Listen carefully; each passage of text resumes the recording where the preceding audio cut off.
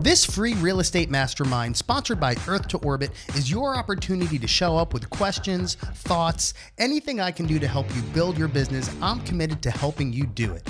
Show up Tuesdays at 11 a.m. Central at zoomwithrob.com to learn guaranteed, proven, and repeatable methods that will help you grow your business and your income. Register at zoomwithrob.com and I'll see you there.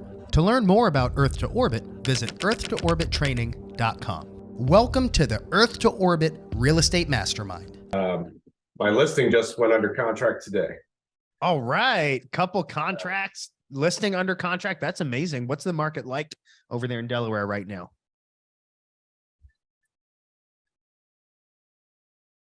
Matt, can you hear me? Yeah, did I freeze? Yeah. What are the market conditions like over there? Oh, it's different. It's different for sure. We've got sellers thinking it's a seller's market and buyers thinking it's a buyer's market, and we are kind of right in between. The buyers are going crazy right now. Okay. Well, it's a good position to be in. And, we talked about this a little while ago, but as long as we know, as long as you know how to prep your buyers for those market conditions, which you do, right? Because you learned that and implemented it right away. So that's awesome. Good deal. Kenneth, what are you doing right now? You on the way to go sow some property, or what's going on? Actually, I'm doing a cross-country road trip with the family right now. I'm in Kentucky. That's amazing. How about dedication? He's on a cross-country family trip, tuning into the mastermind. Let's go. I had a couple wins. Last week, I had my first two closings for my listing and buyer agent. Got a referral from their neighbor, for their neighbor, meeting them next week to do list and buy on them. I got under contract with a family friend. Her daughter is under contract for buying her first house. And I got another buyer listing under agreement for starting listing his house probably in April. I'm so proud of you, man. That's amazing. Yeah, just took off just all of a sudden. Yep. Hey, well, that's exactly how it happens, right? And it's just so inspiring to see that, it was maybe 4 or 5 months ago, you started coming to the masterminds, and then you invested in the course. Because like with most people that get into Earth to Orbit, it's not a work ethic issue. It's just I just need more direction issue. And you implemented it, right? All of the success that you're having is because of you right now, because you took the knowledge and you implemented it and you work it. And now you're reaping the rewards of your efforts. And I'm so proud of you, man. Congratulations for all your success, dude. That's amazing. Thank you. It's like a busy agent right there. I got this closing, this rep agreement, this thing going on, this client. That is awesome. Congratulations. Quick Earth to Orbit update. We are about 2 weeks from being fully into the new system. This morning, I was reviewing the new virtual call simulator, which is done. It is so cool. Our top 10 scripts and objection handlers, you can actually hop in and virtually practice them with some role play and audio files. It's really, really neat. And then I'm going to be mass importing everyone at the end of this month into the new system. And y'all are lucky because you were grandfathered in to the once lifetime payment. Everybody else is going to be paying yearly, and I will be honoring the lifetime access for everybody here. So good for you. All right. Well, did anyone bring anything to the table today that they want to work on? I, of course, have some things I can talk about, but I want to know, do you have any, questions, thoughts, issues, negotiation, mindset, anything at all that can help you move the needle in the right direction today? I do, actually. I have some bad news, and I hope it doesn't happen again. My $1 million deal fell completely apart last week over some Decoya issues, but that's neither here nor there. But I'm in another very similar situation where the buyer is purchasing an as-is property, but does have a contingency in place that if a home inspection derived anything that was beyond their scope or means to be able to repair, that they have an option to back out. My buyer wants to move forward, but the disclosures weren't accurate with some of the things that the home inspection found. we took it to the seller. The seller waited 5 days to give a response after we kind of forced the hand and said, we have a deadline on this. Let's make it happen. Seller said, we're not providing any credit. It was priced as is. So take it or leave it. And my buyers are kind of sitting here going, well, what do we do now? They want to move forward, but they're kind of, a little nervous to do so given the things that were found with the roof and water in the crawl space and things like that. So trying to figure out how to navigate this deal and keep it on track, but sellers are not wiggling at all. And that's the one that fell through? No, it's getting ready to. I was getting My ready. $1 million deal fell through altogether. That was something that had everything to do with the condominium association. And there's nothing that the seller could have done at that point. Was it non-warrantable or what?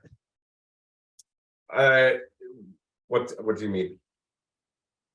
You said it was something to do with the condo association. Yeah, so the condo association had a $1.1 million deficit in their reserves. So we asked the seller to either credit $22,000, which is the 2% that they would have owned, or put a $25,000 escrow in place until the new reserve study came out, and the seller wasn't willing to move on either direction. Okay. So yeah, I mean, that's a bummer. And honestly, I view that as the fault of the listing agent. They should have done their due diligence. If we're ever listing a condo, which is different than if you have like a single family residential HOA. Condo HOAs are always way different. And really, they should have got the resale certificate. They should have worked on those things prior to even listing the property.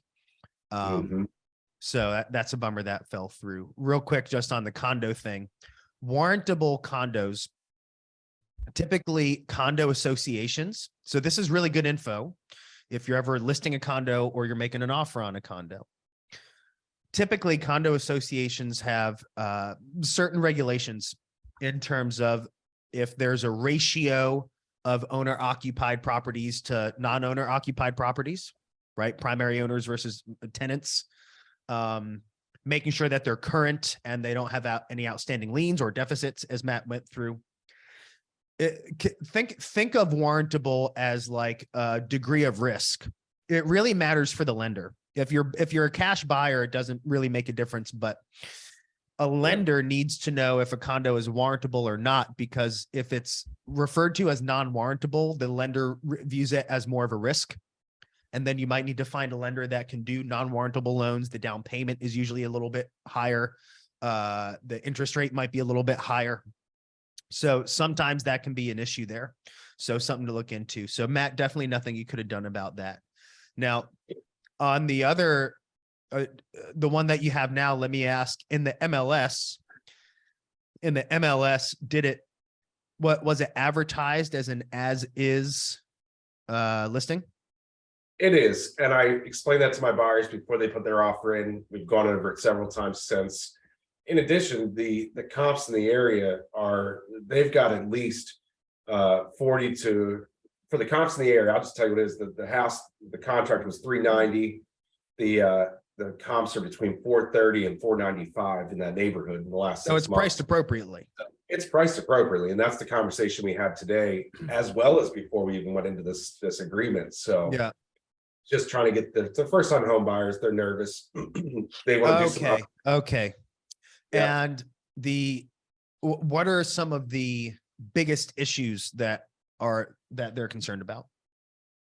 The issues are that the roof was disclosed as being replaced in 2010, but in reality, it's an original roof, 28 years old, based on the home inspector. The seller's response to that was that it was disclosed to them that it was replaced in 2010 when they bought the property. So they have no guarantee of when it was replaced. They also disclosed there's no moisture in the crawl space when in fact there's actually standing water in the crawl space, mainly because of a HVAC unit's condensate line and a leaking refrigerator, which also wasn't disclosed. So their response to that was the seller had no idea when they wrote the disclosure. Okay. So that's the two biggest things. Yeah. Well, obviously, and I'm sure you've told them this, the seller disclosure, they're obligated to disclose things they're aware of. It's not a guarantee. That's why your buyers have a home inspection. If they're not aware of standing water, they can't disclose it. If they're not aware the roof was actually, I mean, but I think there are a couple things you might want to try if you want to write these down. Yeah. Have you talked to the listing agent about the sellers filing an insurance claim for the roof to get it replaced? We have not. You should try that. Okay. I have successfully done that numerous times. I have a really great roofer here who's kind of specializes in roof replacements, courtesy of the insurance.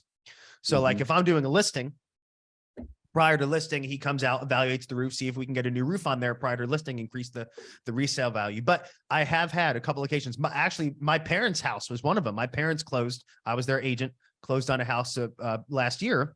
And during the inspection, the house was only like 5 or 6 years old. We just get some hail here in Central Texas, and the roof was like pretty bad. And I spoke to the listing agent and said, hey, would you be open to my roofer coming to evaluate to see if we're eligible for a replacement? Maybe he can just get it replaced fully by the insurance, or maybe you just pay the deductible and we could work that into negotiations. And the listing agent and seller said, yeah, no problem. And the roofer came out. It was eligible for replacement. Roofer took the lead on dealing with the insurance company, got a brand new roof, and we worked in the details of it to the negotiation. And so there was a brand new roof on there when my parents moved in. So that is worth pursuing. Okay. That's actually a question the buyer just presented me before this call, and I didn't respond yet. So that's actually. So you should talk to the listing agent. And is the listing agent aware of the roofing issues? Now, yes. They are now. Good. So just call the listing agent, and remember, in Earth to Orbit, we talk about, right, if you're gonna try to negotiate, what are some key things you want to keep in mind? Well, I know you present it. You give a positive, negative, positive. That's right. That's exactly right. Positive. So you're not going to call and be like, look, this roof is a problem. You're going to call and say, hey, Mr. and Mrs. Listing Agent, look, the good news is my buyers really want to move on this home. They love it. It checks all their boxes. That being said, there are some things that I think if we work together, we may be able to overcome here. Now, you're aware of the roofing issues. Let me ask, have you talked with the seller about filing an insurance claim to see if the roof is eligible for replacement? I would imagine they'll say no. You could say, well, would your seller be willing to do that? Because we might be able to get this all taken care of. Because here's the thing, Mr. and Mrs. Listing Agent, if it's not us, the next buyer is going to have the same problem with this 28-year-old roof. So we may as well try to work together to fix it. Are your buyers on a timeline, Matt? So we're scheduled to close on the 24th. I mean, do they have to? Or are they going to be homeless? Can they extend their lease? They can. They really want to get it done by the 24th because they're moving from Kentucky. Okay. Now this might be different for your state. It may be possible for the claim to be approved and the roof to be replaced after closing. Okay. Maybe just delay a week or two. If you could tell them, hey, would you be willing to delay to get a new roof? Hopefully they will, but it's worth pursuing. And so sometimes it can happen quick. Sometimes it doesn't. Sometimes it's a bit of a process depending on the insurance company, when they can get an adjuster out there, but it's worth pursuing, having the seller try to file an insurance claim for the roof. That could be one. Regarding HVAC, did you have an HVAC specialist go out? We didn't. No, the HVAC's brand new. But when they installed it, the condensate line wasn't sent out of the house. It was sitting underneath in the crawl space. So they need to. Have your buyers got a quote for what it would take to remediate that? Not yet, no. Here's something you could try. You're confident that the house is priced appropriately based on what you could try as well. What's that? The appraisal came in at value with no repairs needed. At value. Which is kind of what they fought with, yeah. So what's the purchase price? In current condition. No, what is the purchase price again? Oh, $390. And the appraisal came in at 390. At 390. Oh, that's a bummer. Yeah. I was going to say what you could do is if there was room or if it appraised higher, you could adjust the purchase price up and then ask for concessions so that the sellers are still netting the same amount, but that's not going to work because it was right at value. What are they more concerned about, the water or the roof? The roof. Well, then this is the thing to pursue, is the replacement. I have a roofer going out today to give us an estimate on the replacement of it. So at Go least so through we know what the numbers Yeah, are. well, try to go through the insurance. Ask Mhm. the seller to file a claim, because if they can get it done for the cost of the deductible, or sometimes the roofer is creative and they might be able to work it out for no out-of-pocket expense to the seller, that would be the move. Okay. So ask the listing agent if the seller is willing to do that. Because again, Okay. you're going to have the same issue with the next buyer. We may as well try to work it out. Mhm. Rob, by Yeah. saying using the insurance, in what cases or what scenario maybe the insurance will work? If the roof is old, how the insurance will work in this case? Yeah, it's Well, I mean, an it old depends. That I mean, they're typically now. I'll disclaimer: I'm not a roofer, right? I'm not an insurance agent. In my experience as an agent, typically there needs to be damage. So if it's normal wear and tear, they're not going to replace it. Here in Central Texas, it's pretty easy because every couple of years there's significant hail damage. Yeah. And so typically that is the reason, because it's true, right? And the insurance adjuster comes out, right? That there's a process. They're not just taking the roofer's word for it. They go out and they say, yep, there's hail damage. This is eligible for replacement. So there needs to be a valid reason. Probably won't just be wear and tear or because it's time to be replaced. But if there is damage or a reason that would check the box of the insurance company for the roof to be eligible for replacement, then it's certain it doesn't cost them anything to just try. Yeah. Right. So it's worth giving it a shot.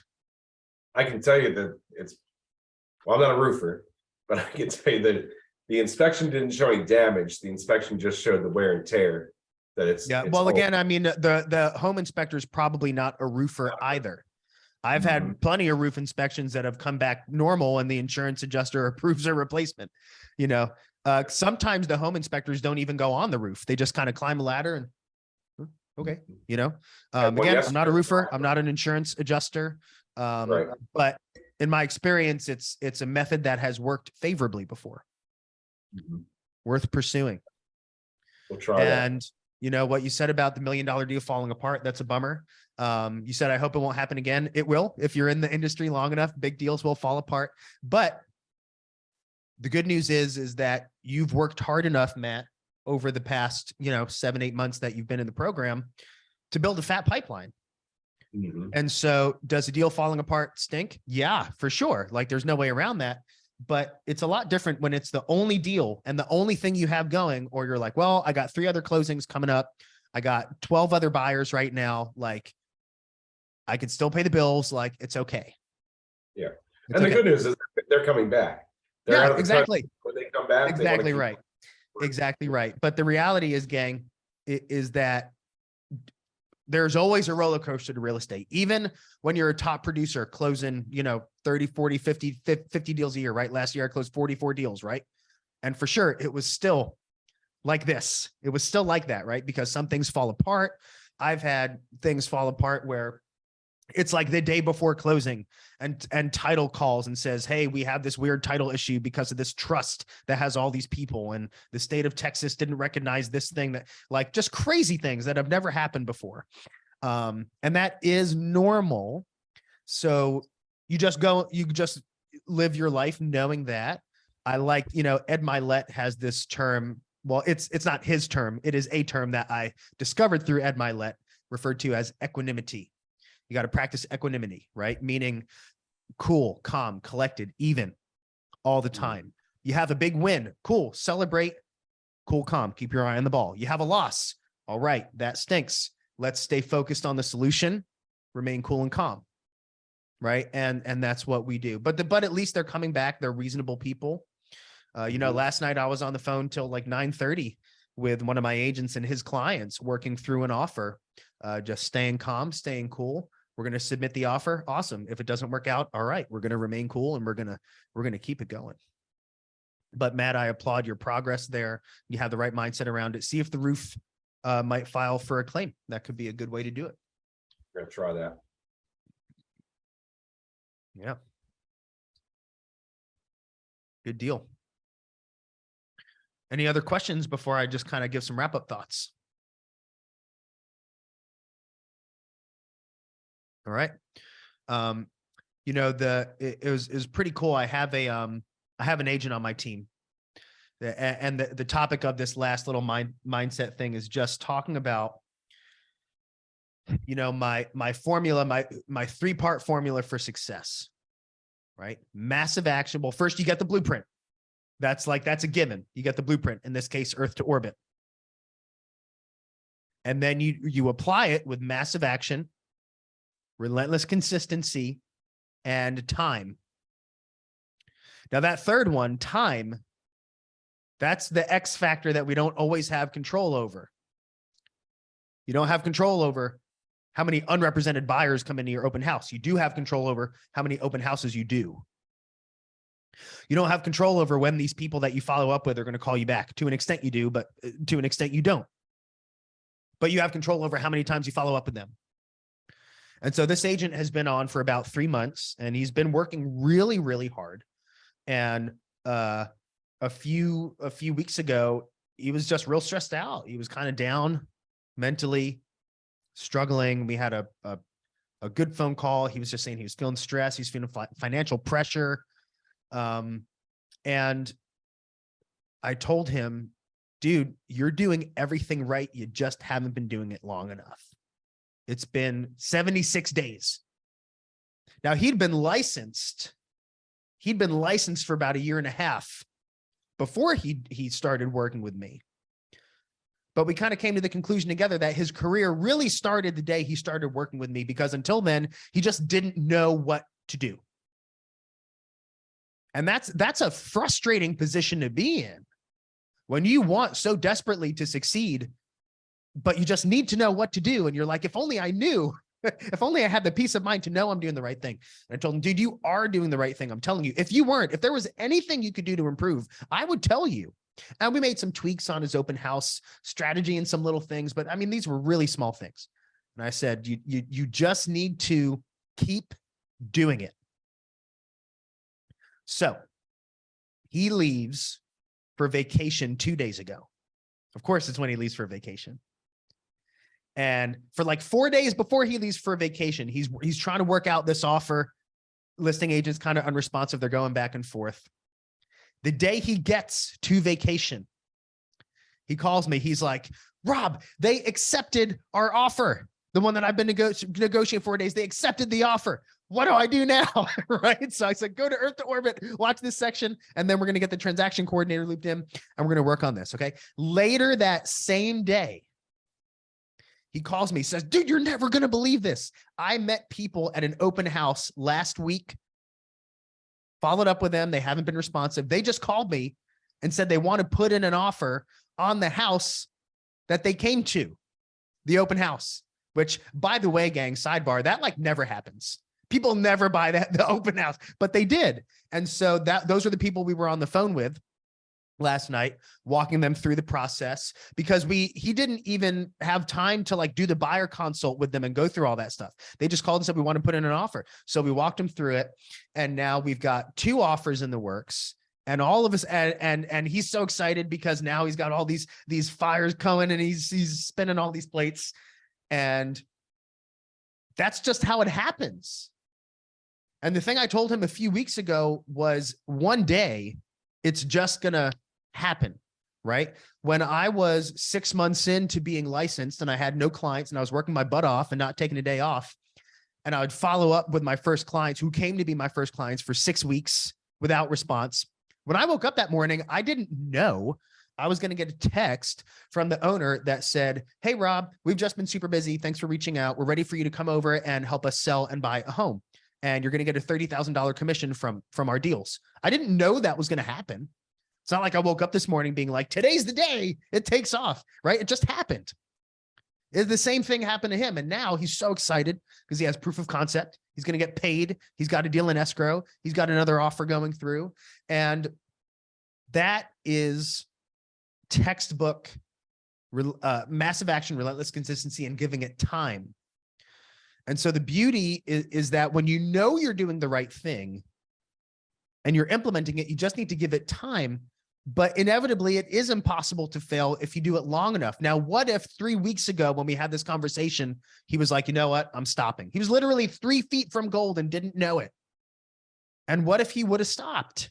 What a bummer that would have been, right? But he didn't. He kept going. And now he is on his way into orbit. He's off the ground, right? He's finally lifted off and he's accelerating. It's so exciting. And so if you're on this call or you're watching the video later, gang, you get the blueprint at earth-to-orbit-training.com, and then you just follow it, and then you get the same types of results. And that's a beautiful thing. So thanks for your time today, gang. Another episode of the Mastermind. We'll see you next week, same time.